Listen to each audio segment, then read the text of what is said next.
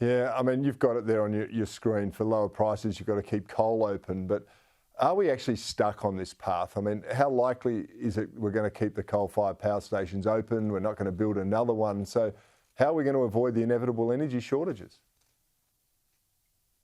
Well, look, I have some hope that people are starting to wake up. I noticed that the New South Wales government is doing a major review of all energy policies. It does at least seem to be on the table there, putting off the closure of their Raring power station. And again, we were all told a month ago that Liddell shutting wouldn't be an issue, wouldn't lead to higher prices. Well, since then, New South Wales' wholesale electricity prices have been 80% higher. In fact, they're on track this month to have a record average price for the month of May, bigger than after the closure of Hazelwood, or even bigger than the winter last year, which was a terrible time.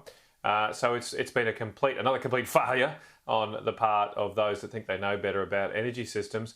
And then look, you can just see what's happened. You spoke of Germany before. You know, everybody used to say there in Germany they didn't need to build a gas receival station because it would take 3 or 4 years, and by then we'll have renewable energy. Well, guess what? The Ukraine war came along and they built that receival terminal in 9 months, three times quicker than was predicted. And likewise here, if we actually got our act together and did upgrade our coal-fired power stations, built new ones, turned to nuclear, you can actually do these things a lot quicker than we're being told if you put your mind to it.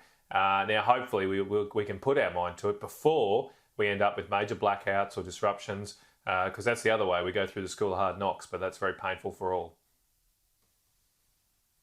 Well, we're coming up to that school now, Senator Canavan. Next couple of months, we're expecting 30% increases in the price of electricity.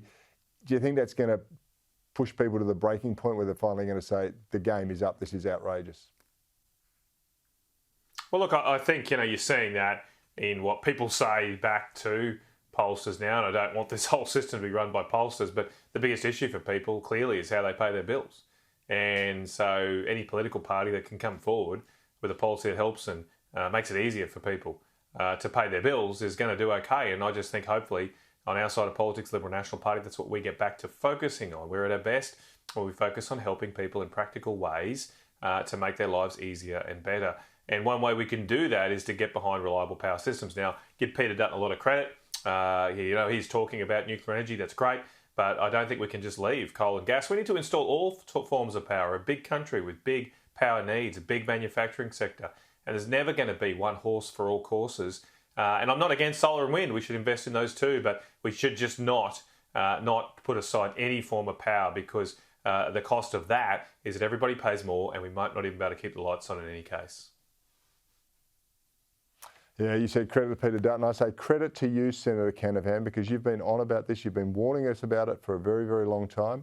And your predecessor, Ron Boswell, was also onto it. So good on you. Well done.